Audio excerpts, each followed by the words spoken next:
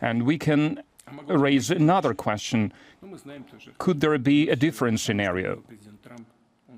And we know what President Trump said. He said that if he was in power, then we could have avoided that. This is true. We could have avoided that if we worked differently with the then American administration, with the Biden administration back then.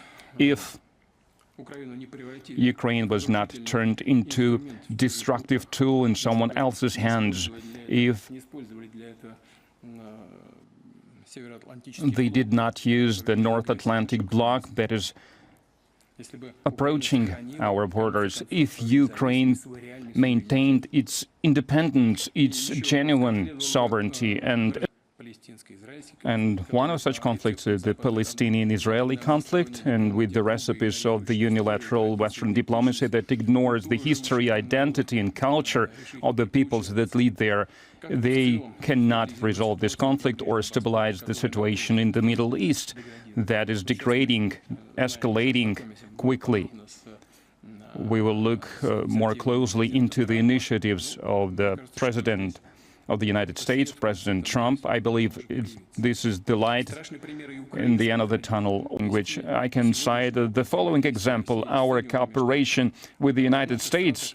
Our countries, as we all know, we have a lot of contradictions, a lot of differences, and we do not have aligning views on many global problems. And it is a normal thing, it's a natural thing for such big powers. The most important thing is how do we resolve these contradictions in a peaceful way.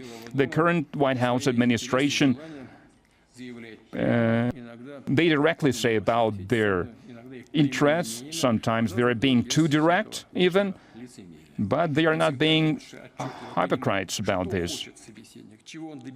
And it's easier when you know what your interlocutor wants, or rather than when you try to guess what's the true meaning behind all those hints. The current U.S. administration, first of all, thinks about the interests of their own country, the way they understand them.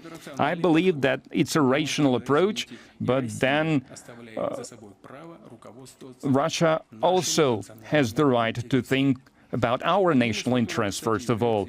And one of these interests is the restoring full-fledged contacts with the United States. No matter what contradictions we have, if we treat each other with respect, then no matter how hard the negotiations, its goal will be to attain a result. Then it will be possible to find a compromise that would be mutually acceptable.